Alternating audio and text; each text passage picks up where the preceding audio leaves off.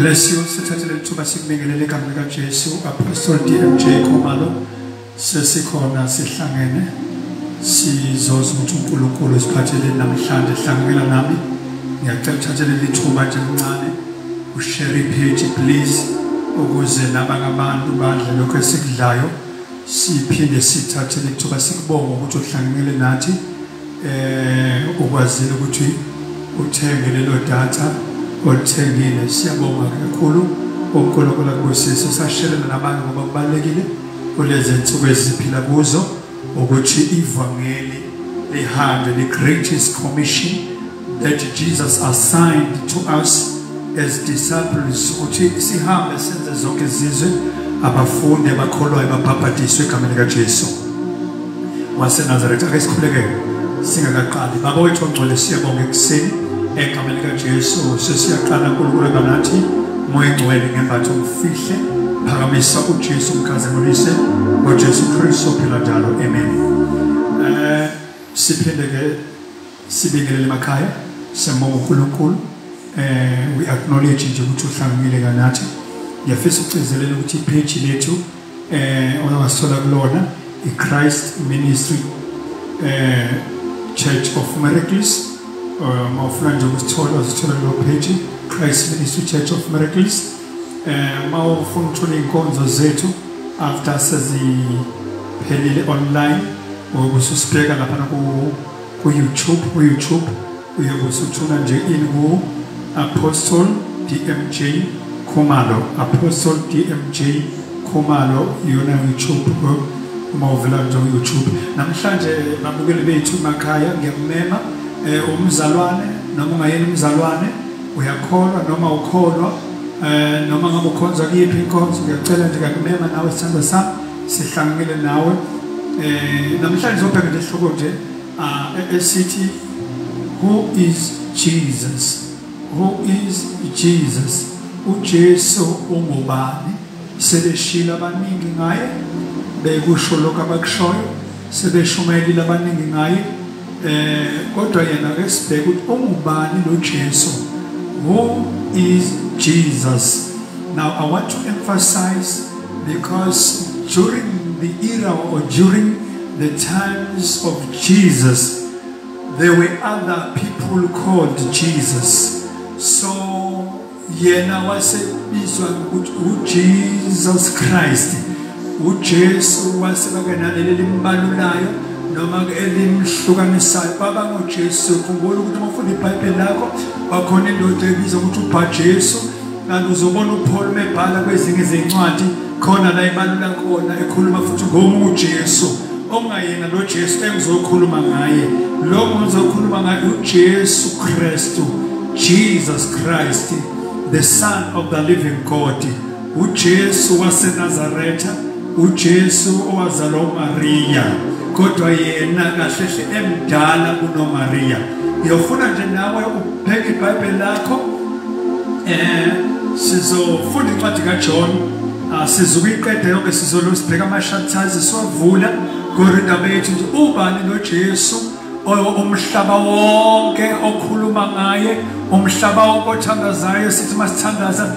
sithi egameni likaJesu sithi masikhomana sithi egameni likaJesu masikhuza izifo sithi ngegama likaJesu masikhipha amadimoni sithi ngegama likaJesu masicela sithi baba egameni likaJesu yacela ubani lo Jesu who is this Jesus Christ lo umhlaba wonke ohlangene ngaye abange bamphika bathi akekho ubani ke lo Jesu bamphikayo abathi akekho abange balivuma igama lakhe bavuma ukuthi ukhona abantu bakholelwa kuyena yena lo Jesu okhuluma kuyena ungubani sifunde kafishane ake sibheke izwi lenkosi incwadi kaJohn the Baptist sifunde chapter 1 from verse 1 isihloko sakhona sithi the word became flesh the word became flesh ifundeka kanje in the beginning was the word and the word was with God and the word was God. Verse 2 he was with God in the beginning. Verse 3 through him all things were made, Without him nothing was made that has been. Verse 4. In him was life. Let me say it again. In him was life. And that life was the light of all mankind. uNkulunkulu abusisa ukufunda kwezilakhe. Sizokhuluma nje ngoJesu ukuthi who is Jesus? Ungubani uJesu? Lasifunda khona ngithe sopheka eBhayibheli. Sizoqala chapter 1 lasifunde khona lama verse from verse 1 up to verse 4. Sizofunda nje leso siphenga soze sifike mhlambe inkosi sivumele noma sifungelwe isikhathi soze sifike la egcineni ku chapter 20 mangaphosisi sisihamba ake sibuke la izwi lenkosi ukuthi uJesu abantu sebemchazile abantu bamgcikile lo Jesu abanye bamphika abanye bambiza ngomlungu abanye bambiza ngeJuda kodwa ke sibheke kahle izwi lenkosi manje mchaza ake sibheke ukuthi uJohn umchaza athi ngobani memchaza ukuthi in the beginning now umchaza umdlele uJesu lokukhuluma ngaJesus Christ he is the beginning. He is the beginning. Before things began, he was. Everything began from him. Without him, nothing began. So he is the beginning. The Bible says, in the beginning was the Word. Lord Jesus, he was the Word. Which Word? He was the Word of God. Here on earth we call him Jesus Christ. But in heaven, he is known as the Word of God.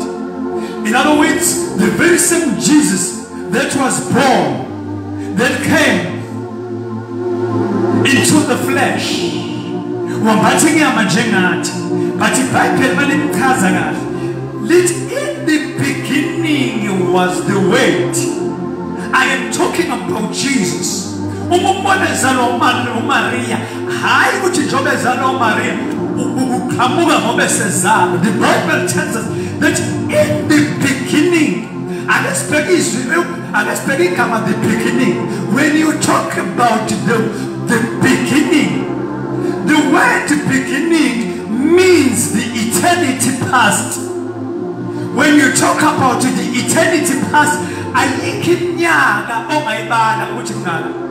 that is why you will be surprised. Scientists.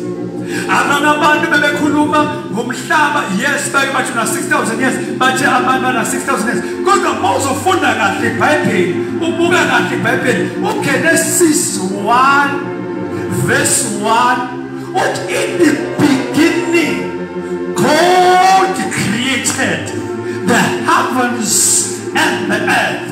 In the beginning. Now there is so-called the eternity past.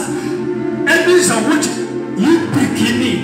So this beginning which what Jesus was the Word in the beginning. So Lord Jesus Kulumangai, Lord Jesus Shumanangai, and yet Jesus Otumomonu Zalo Maria njengomuntu oqhamuka ngoba evela kuMaria kahle umesalo Maria uzalwa lo owayevele khona emaphakade. There is so called the eternity past as ukhona nokubizwa ngokuthi eternity future. uJesu uzalwa Maria kodwa yena mdala kulo Maria, he was there in the beginning, and in the beginning in heaven he was called the Word of God. John,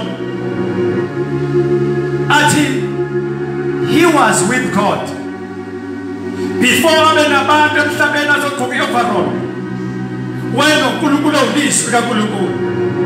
Nalena ufuna uhambe nami emhlabeni befika usuke uwedi. Ingakho lithi izwi lenkosi umuntu uyakholwa ngenhliziyo avume ngomlomo ukuthi uJesu inkosi. Ukholwa kanjani? Ngeke akholwe ngalizwanga izwi. Ngeke ukholwa ngoba khodwa izwi. nawe ongakholelwa kuJesu nawe ungakholwa uJesu ikhona into owayitshelwa watshela ukuthi umlungu watshela ukuthi uJesu akekho watshela abamakethe uJesu idlozi labelungu namhlanje ngizokutshela ukuthi akalona idlozi labelungu futhi akayena masikhuluma kahle sesijula singavuma ukuthi hayi akayena nomjuda mase sikhuluma iqiniso ukuthi uzalelwe kaJuda ngoba iyovarula yomjuda ngoba njengoba ezofikela abantu khona isizwe afikela kusona kodwa yena kahle the Bible tells us that in the beginning was the word. In the beginning was the word. uJesu eqaleni maphakathi wayewulizwi kaNkulunkulu. Uma uboneza lomuntu ungoba uthatha isimo somuntu wayathatha isimo somuntu kube uNkulunkulu kunezinto azogcina izibona but ukuze understand ukuthi umuntu uphethe ikhanda ukuze understand ukuthi uyagula ukuze understand ukuthi uyahlupheka ukuze understand ukuthi ulambile ukuze understand ukuthi muthi abantu bangihlupha ukuze understand yena ukuthi muthi ngine stress ngine depression abantu bangirejectile wafika kubantu way experience into reject awufunda khona la uzoza the Bible says he came to his obano abangabakho abaJuda but his rejected him and likhubeka lithi those who accepted him they were given power and they were called the sons of the children of God ithina labo uJesu wayekhona maphakathi ewulizwi likaNkulunkulu ngithanda verse 4 uthi in him was life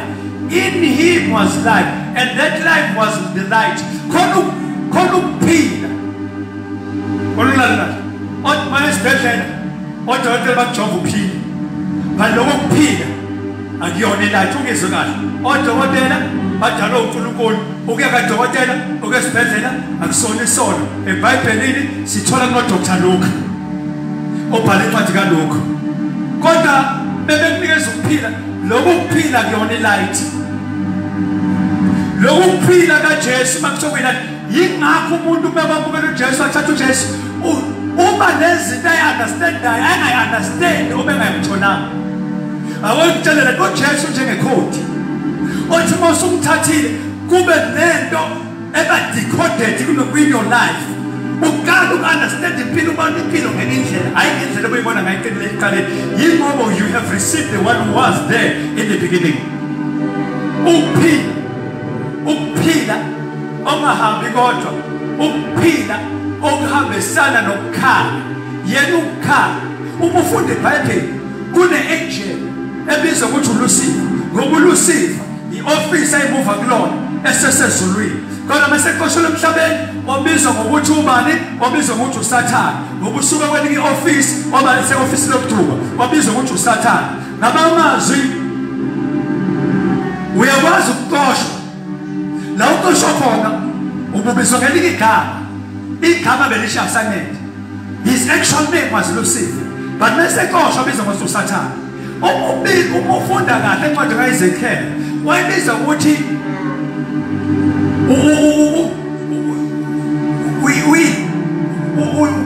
uphethe ukukhanya noma uthwele ukukhanya that was the devil he was the light bearer engakaqoshwe ezulwini he was the light bearer that is why chapter 1 verse 1 uma seqoshiwe uzobona verse 12 chapter 12 incwadi yesampula uma eqoshwe uSathane kuyakhala uthi maye emhlaba and wasekudaleka chaos lalela unomlalela kahle ngesikhathi kudala emhlaba in the beginning wongayona lento oyibona ku verse 2 no chapter no verse 3 wongayona chaos siqhubeke nawo asibuke chapter 2 sisakhuluma ngokuthi uJesu ngubani chapter 2 uthi on the third day a wedding day took place at Cana in Galilee. Jesus' mother was there, and Jesus and his disciples had also been invited to the wedding. Now, simbonile uJesu ewulizwe simbona uJesu ewuphila okuphila okuvela kuNkulunkulu noma ukuphila okunikezwa kubantu la simbona uJesu a life changer noma a life transformer ufika emshadweni yayingaqala emshado bakhona uma efika emshadweni ufika ngithanda leli ukuthi Jesus was also invited ngoba kulezi insuku esiphila kuzona siphila ensikweni ezimbi edinga umuntu nomuntu a-invite uJesu empilweni yakhe lalethi iBhayibheli lapho uzoyifunda nje kahle le chapter lethi kwasekuphele wayini kanti lephele wayini uJesu khona uyabona umhlaba kwenzekani kuona into engijabulelayo njengoba ngimile yenzeka lento enzeke emhlabeni umhlaba ushawa isifo yenzeka nginoJesu nginombuzo ukuthi uma lento yenzeka kuwena ungona Jesu lini ithemba lakho umefika uJesu lomshado it's like he knew ukuthi noma benewayini noma benezinto zonke as long ngingamenyiwe makunenkinga ngeke kuhambe kahle uma uphele iwayini ngizoyi fast forward kubona uJesu ebizwa so abaphelele wayini mhlambe ngizochazana lento yokuthi abantu bathi hayi uJesu abanikeza utshwala listen to this uJesu wathi gcwalisani imbiza ngamanzi hayi ngotshwala hayi ngeyeast hayi ngamagrapes wathi zigcwaliswe namanzi ngoba into azoyenza uzoletha ushintsho into azoyenza uzofundisa abantu mase ngifikile ngikwazi ukwenza into abantu abangakwazi ukuyenza ngikwazi ukwenza into engakazi yenzeke uJesu mefika empilweni yakho uqala ukwenza izinto babamkhulu ezabahlula uJesu mefika empilweni yakho ukwazi ukwenza izinto ezahlula uhlatshelwa uJesu mefika empilweni yomuntu ukwazi ukwenza izinto ezahlula impepho zahlula imbuzi zahlula inkomo zahlula inkukhu uJesu mefika empilweni yomuntu ukwazi ukwenza izinto ezahlula abantu abakhonza ngekhathi zakho uyabazi ngekhathi zakho uma efika ukwazi ukutransform impilo yomuntu ukwazi ukushintsha impilo yomuntu azi umuntu ukuthi uma unoJesu sekuphelele lithi iBhayibheli bathi gcwalisani imbiza ngiyacabanga ukuthi esithatha igcwalisa imbiza bakhona babethi uyayisizwa lo mfana ngicela kunamadoda abadala ngoba kunabantu abadala ababambelele ezintweni ezindala uyibona le Quran lehlasela umhlaba noma hlaba inkukhu ayibone edlalayo noma hlaba imbuzi uyibhame nenkomo ayibone edlalayo konke ongathi uyakwenza akukho okungenzeka uziqobele kodwa ngazi into eyodwa ngazi igama lika Jesu ngoba even amakhambi even imithi ibona lethi iBhayibheli konke kwavela ngayo singabona odokotela bavela kuye singabona imithi abayisebenzayo ivela kuye singabona imithi abayenzayo ivela kuye akukho odokotela abafika nayo so kuyikho konke empilweni yomuntu kukho konke begcwalisa amanzi bebegcwalisa amanzi wabona uJesu sebegcwalisa kuzosho umuntu organize umshado uthi hayi lenzekayo ngaze ngiyibone kujwayelekile emshadweni ukuthi mawuqala nje umshado abantu baqala bathi banikeze nje lelo wayini kuyobonakala egcini kodwa la sibona into manje lo egcineni uzokhipha iwayini elidlulele ukuqala ngoba uJesu mawufika kuyena impilo yashintsha uyitransform uyi-life changer mefika empilweni yomuntu kodwa ukuthi ngikhulume nomuntu ophethe umshado wakhe ukuthi you need this wine he is the wine waphela iwayini elenziwa yibona ngezandla wa-organize elinye iwayini he is the life changer he can change your life kulelo khaya lakho umshado wakho kumuncu akumbheke a life changer a transformer uyakwazi ukushintsha impilo Can you imagine mezothi gcwalisana imbiza ngamanzi bathi bona no leli wayini belingenziwanga kanjalo bekuhlanganiswa 1 no 2 no 3 no 4 lalela uJesu uyakwazi ukuyikhipha i-answer kungahlanganiswanga imaths yase-university kungahlanganiswanga izinto wena ozazi kwa-education kodwa uJesu akhipha i-answer. He's a transformer. He's a life changer. Khuluma ngoJesu waseNazaretha chapter 3 chapter 3 senzo summarize uJesu bona abafundi bemshiya ubona la ehlele endaweni ethile la kwakunomthombo ombi woJakobe umehleli la uJesu mawuqala ulifunda ngaphezulu lithi kwakumela dabule eSamaria kwakumela dabule yazi ake ngikutshela kulezinsuku enjena let me prophesy something ukuthi lezi zinsuku ziyakhomba khona usezoqhamuka wena ngithi umuntu lalela akohlakaniphi akungena emkhunjini njengasey'nsukwini zikaNoah ngoba khona lento yenzeka emhlabeni kahle hle banganakile emhlabeni uzamthola usuqalela uyala lo zamthola uyinhlupheko lo zamthola uyinkinga ama-tribulations nama-trials owabonayo kodwa kuzosinda abantu already asebephakathi emkhunjini uyabona lezi zinto emhlabeni phakathi emkhunjini zikhomba ukuthi lezi zinto ezenzeka emhlabeni zikhomba ukuthi uzamthola uyana kodwa abantu abaphakathi emkhunjini uzothi amanzi egcwala emhlabeni bona bashone phezulu. Lalela uma efika hlangano yaseSamaria isummarize indaba una siyibambela esithi hamba ubiza indoda yakho uthi wesifazane anginandoda. Uyabona uJesu uthi prophecy vela kuyena uthi usho kahle ngoba usuka aba namadoda awu5 le 6 ohleli nayo kuyona yakho. I should think that this woman akayona lento abantu abamchaza yona abantu.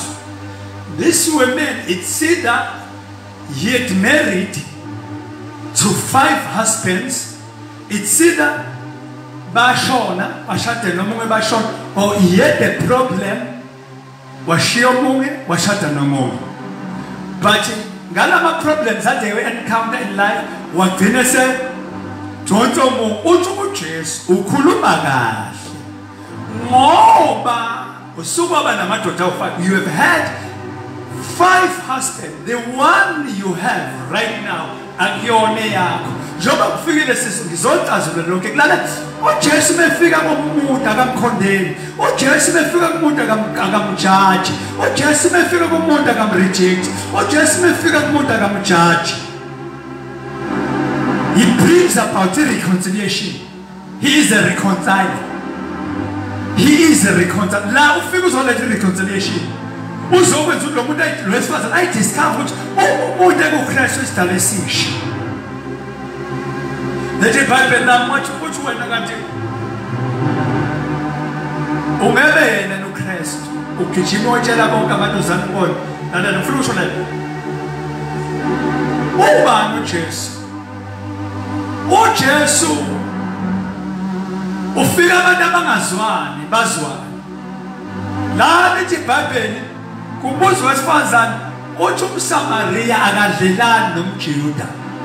Lalela abanye kuleli ivangeli bamaZulu babaphethe abanye kuleli ivangeli baqhamuka from different nations, different tribes, different languages. Kodwa uJesu bafike babe into eyodwa ngoba kuJesu akekho umGriki, uJesu akekho umJuda, baba into eyodwa. uJesu befika wenza ireconciliation, uJesu befika akawenza ama-demarcations, uJesu befika akayenza ukuthi umuntu oyindiya abuke kabi umuntu omzulu, kodwa befika ubenza ngoba ekugcineni masifika kuyena siba isizwe sodwa. We are the chosen nation.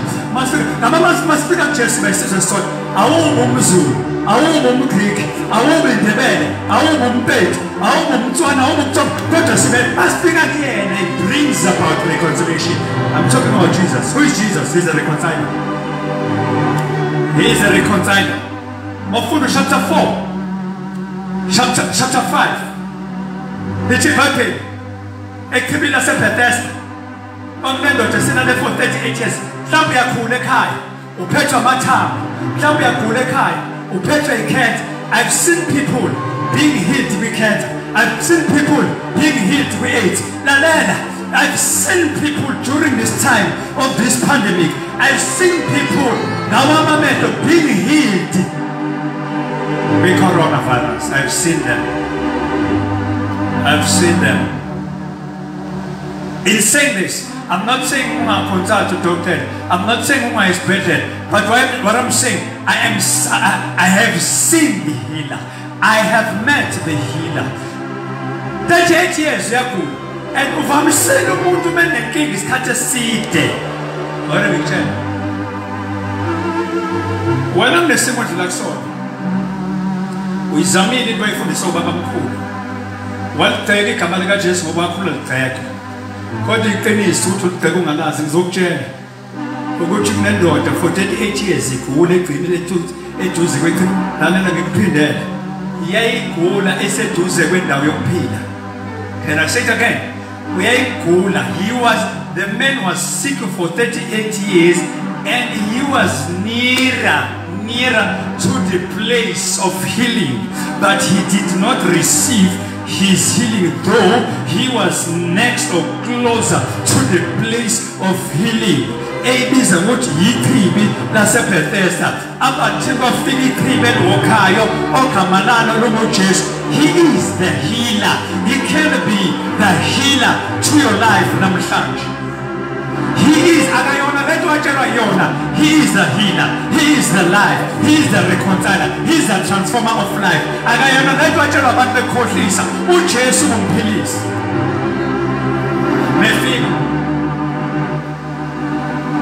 Mefika ubuza into eyodwa. Ngiyathanda nokuphila. Umuntu osebenenkinga isikhathi eside mombuza. Let's Bible, this man gave the invalid answer. He gave the answer was invalid. Umuza ukuthi uyathanda nokuthi uthi inkosi. Khona umuntu obakhuluma uyakhula. Ora bakhosha labahambi. I'm going to pray for you. Kunomuntu onenkinga akasebenzi, kunomuntu ovalekelwe into zakhe. Jesus is the healer. He's Rapha the healer. He's Rapha the healer. He's another name of Jesus. He's Jehovah Rapha. He is the healer. Ungumsindisi, ungumphilisi. Akafika usugula esibhedlela for 38 years, for 3 years, for 3 months. He is the healer. Ngilethi umphilisi, ngilethi inyanga enkulu. Ohlabelela kahle uthi khona inyanga enkulu ogama lami nguJesu. He is the healer. The healer. We tell the apostles of the very short. Usizonga abantu prophet. Hayi, nansi prophets. This is the true prophets of God. This is the word of God. We cannot go beyond the word of God. This is the word of God. He is the healer. Engiyamthanda uJesu ngoba akajaji. Wayeki answer. Ngoba uyayibona ukuthi answer yomuntu one depression, one stress. Uphendula according to ukugula kwakhe kweminyaka. uJesu commander into eyodwa vuka uphila. Thatha uhlakala kuhamba. Lebroko satana. Thatha uhlakala kuhamba. Uzothatha uhlakala kuhamba if you believe. Thatha uhlakala kuhamba. Thatha uhlakala kuhamba. Uma noJesu akene mkhazi. Uma noJesu. uJesu othi abantu bebephilile kucasuka abantu. Ngiyayiphinda le. uJesu othi abantu bebephile bekhona abacasukayo. Uthe lo mlisi ephila for 38 years bekhona abantu ababephatha ijuva, bekhona abaFarisi nababhali, khona abantu ababazi iBhayibheli, namanje khona abantu abazi iBhayibheli from Genesis to Revelation, but uphila abanakho. Kunabantu abashumana kahle. Dale noma ungashumana kahle, the people who are so eloquent in speaking, but as long as ukhuluma kwabo kungakulethi ukuphila. Lokho khuluma ku-useless. Nabanga prophet minus Jesus. Lokho prophet akukuletha ukuphila. Uyazi safunda la kulento ngifuna uyibuke. Lo muntu akakhokhanga 1000 ukuze aphile. Lo muntu akakhokhanga u10 rand ukuze aphile. uJesu uvela umnika uthi uPaul nimukele ngesihle nani nikezana ngesihle. Ihealing ayithekho. Healing, you cannot buy healing. You cannot buy healing. You cannot buy healing. You cannot buy healing. But you can appreciate. Can I say it? Listen to me, you cannot buy healing, but you can appreciate the man of God. You cannot buy healing. You can appreciate the man of God. The healing is from God through the man of God. We are the vessels of God. We have the gift of healing, but you cannot buy it. It is for free. He is a healer. He is a healer. Indoda segcibina seBethesda lithi iBhayibheli lami iyasukuma iphile iyazogceka abantu abathi baziBhayibheli. Khona abantu abaziBhayibheli ukuthi izinto zaNkulunkulu bayigxeka. Khona abantu abaziBhayibheli amandla kaNkulunkulu bayaphika. Kunabantu abaziBhayibheli abantu abaya emasontweni amandla kaNkulunkulu bayaphika. Ibapha abantu abaziBhayibheli abaya emasontweni bephika abantu abathu religious. Namhlanje bengizokhuluma angikhulumi ngomuntu we-religion, ngizokhuluma ngomuntu we-gospel. Ngikhuluma ngoJesu walethi gospel, ngikhuluma ngoJesu walethi kingdom yasezulwini. Athi ayenziwe intando kaNkulunkulu emhlabeni njengoba yenziwe ezulwini. Uma sikhuluma ngentando kaNkulunkulu, uNkulunkulu semazulwini, uNkulunkulu of kingdom, le kingdom extended emhlabeni. uJesu wayelethile ezokhumbuza ukuthi le nto yalahleka kaAdamu uyayibuyisibuyisela ngoJesu. Le nto yalahleka kaAdamu oqala ibuyele ngoAdamu wokugcina ogama lakhe nguJesu Kristu. He is the healer, he is the life, he is the Rapha. Asiphuthume chapter 5. Isikhathi sami sesiyangishaya. Chaza undaba uJesu uthi ubani. Chapter 5. Mawufunda chapter 5 siyinqamulela. Mawufunda chapter 5. Sibona uJesu. Ake siqale verse 16. When the evening came, his disciples went down to the lake, where they got into a boat and set off across the lake for Capernaum. By now it was dark, and Jesus had not yet joined them. Strong wind was blowing.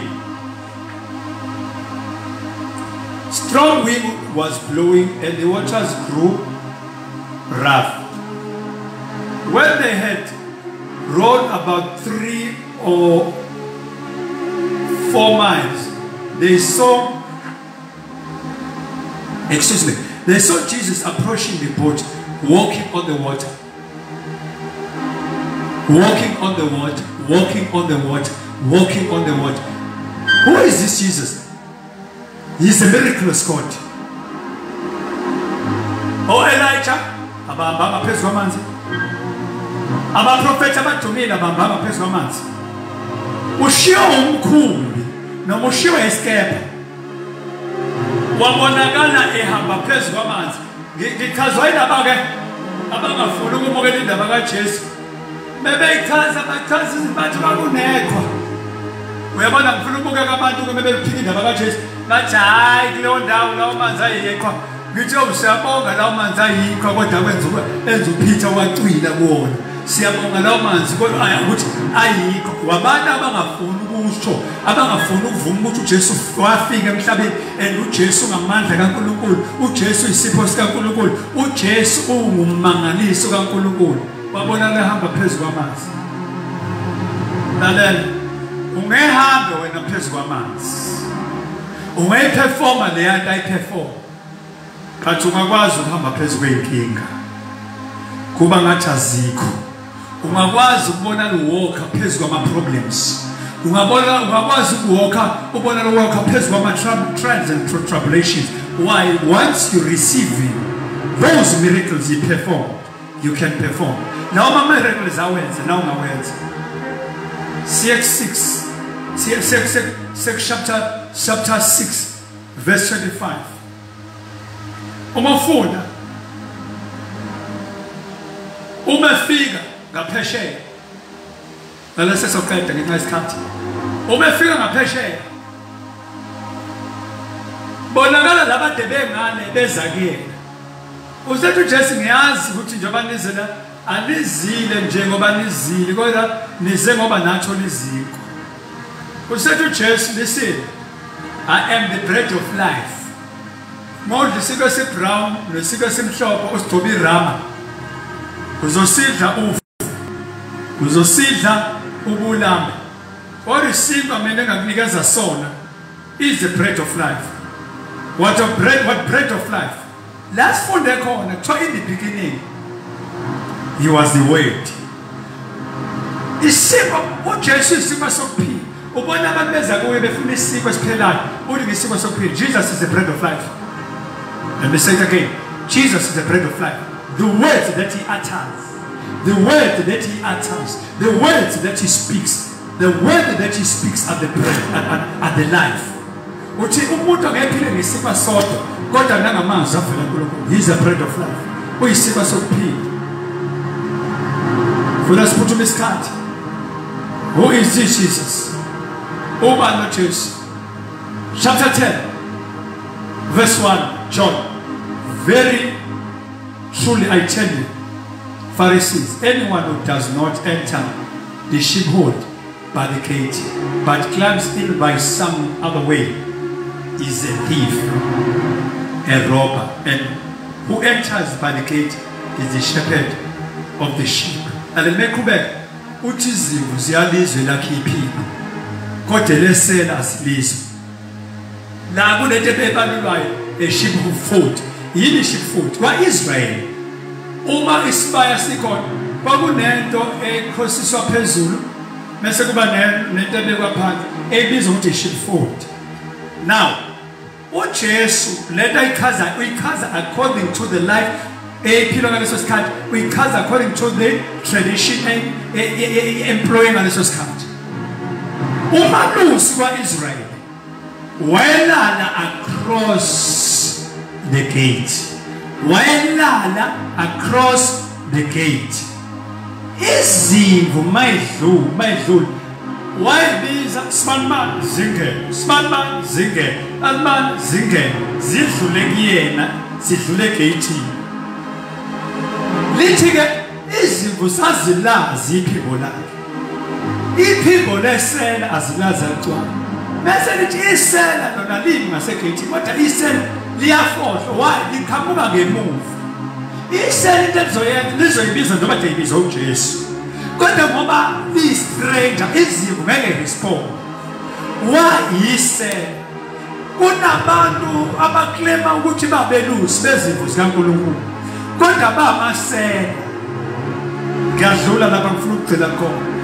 uJesu methi mina I am a true shepherd.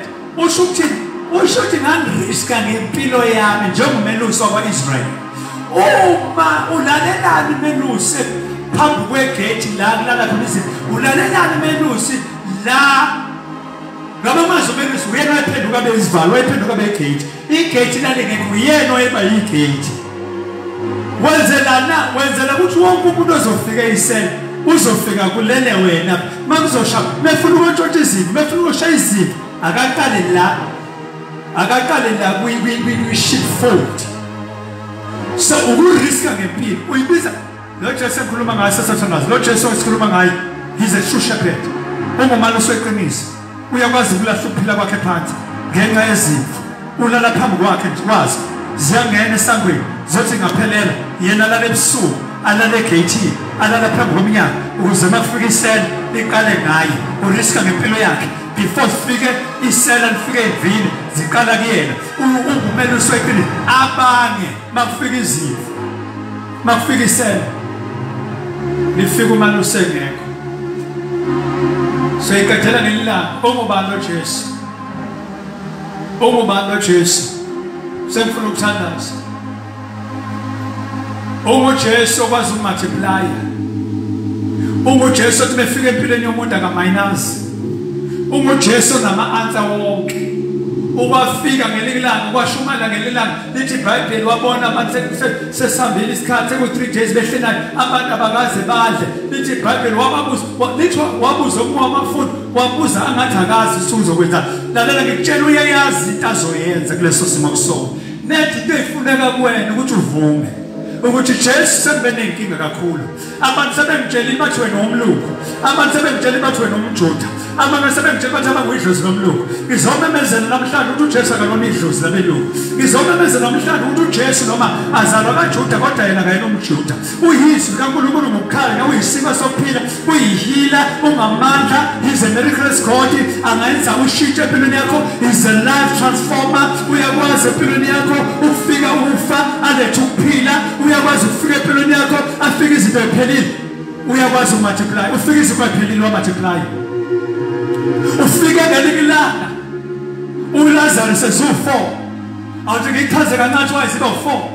Wangu uJesu angafiki ingoba abaIsrael babemreject, ingoba kaJuda babemphika bengavumi ukuthi he is the word of God, he is the healer of God, he is the life of God.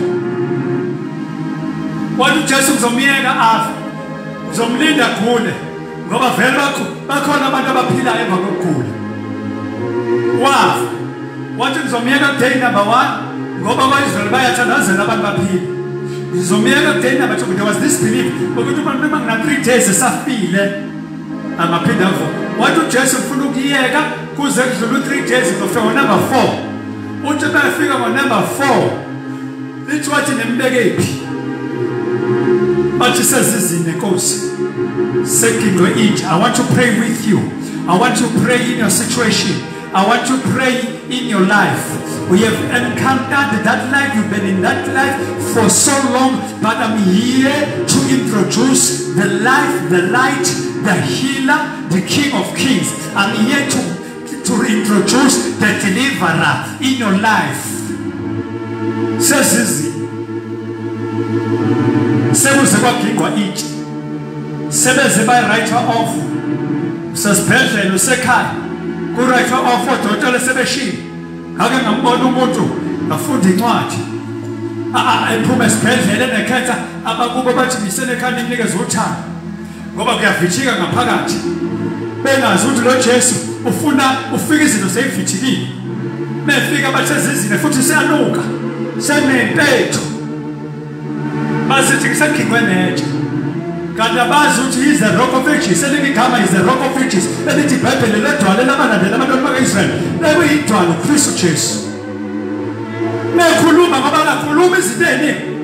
Uvela athi Lazarus come out. I'm here to announce. I'm here to pronounce. I'm here to say you are going to come out from that situation. We are going to come out from that sickness. We are going to come out from that disease. We are going to come out from those demons that have been entangling your life. We are about to come out. If you believe. If you believe. If you believe. To believe today. Jesus is the healer. The life changer. I want to pray with you. Lord Jesu ngelilanga wafika abantu athi kune feast kune party dumezulu sebephuza mphinde sebephuze khona abantu abakaphuze ziningi izinto eziphuzwayo lithiwa bemeze wajona nonke nemileyo wabemeza njengoba izayo wajozani mphuze mahala zomemezela namhlanje sengizothandisa. I want to pray. Akayona lento watshela yona, amanga le watshela wona. Washintsha impilo yami. Kulomhlabeleli. uJesu ya mangalisa. uJesu ya mangalisa. uJesu ya mangalisa. Wabangalisa inhliziyo yakho. He can bring a miracle in your life.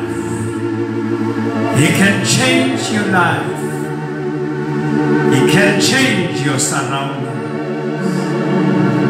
Once you have Him, if you have Jesus in your life, if you accept Him as the Lord and the Savior of your life, even the atmosphere around where you are will be affected. This is indoda esiboshwe kaningi ngozakosi nangamacheni iwagashula iyamemeza yathi Jesu ndodana kaNkulunkulu sinasabanye sini nawe uzokwenzani ungafika uzosijaja kube isikhathi asikashaya ngoba amadimoni abantu bamphika uJesu bathi amadimoni ayamvuma owakhipha amadimoni ngicela ukukunceka. You've been in that church. You've been a religious person for years. But you have not experienced peace of God.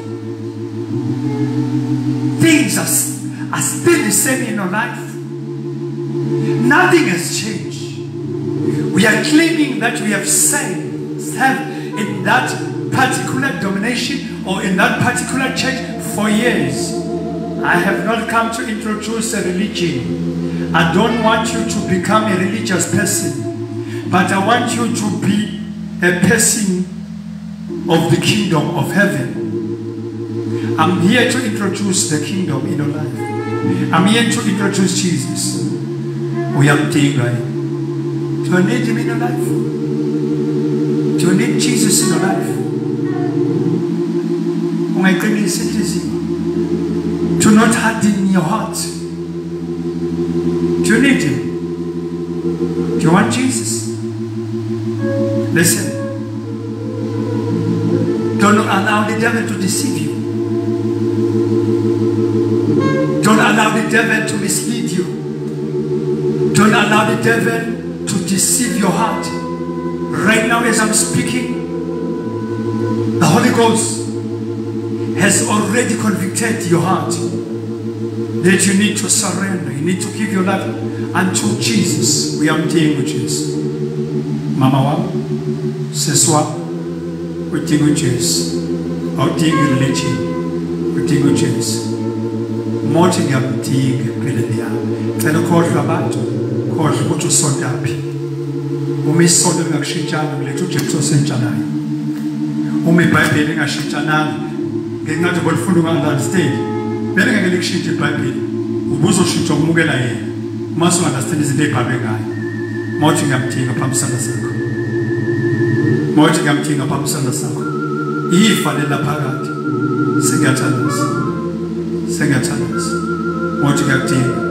Pamsana. If you say, Jesus, I need you in my life, just put up your hand. Say these words after me. Say, Jesus. Would you chase? I need you, Yaktika. Come into my heart. I accept you, I receive you as the Lord and the Savior of my life.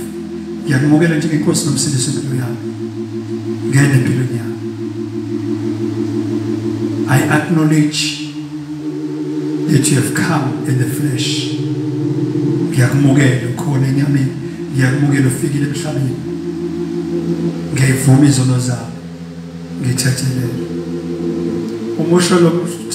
If you have uttered that prayer, you have said that prayer, you have accepted Jesus. Now Jesus is the King in your life. I'm praying for that one. We have received your name. Bless him. Heal that person. Give him power. In the name of Jesus. I thank you, Lord, that his life will never be the same again.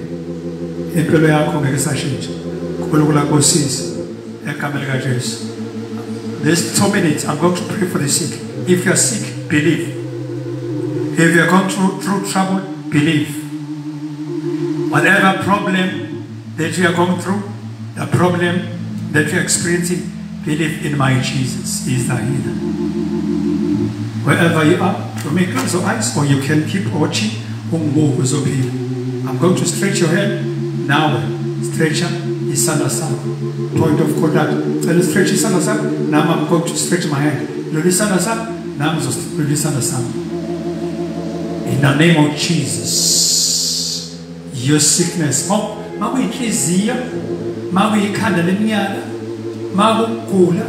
makuphalaza okanqamuke, makuyisinya, makama-goldstone, whatever sickness, believe in the name of Jesus. Be healed right now.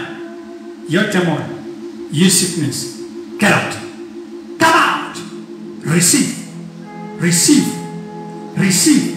Right now, there's fire. There's fire.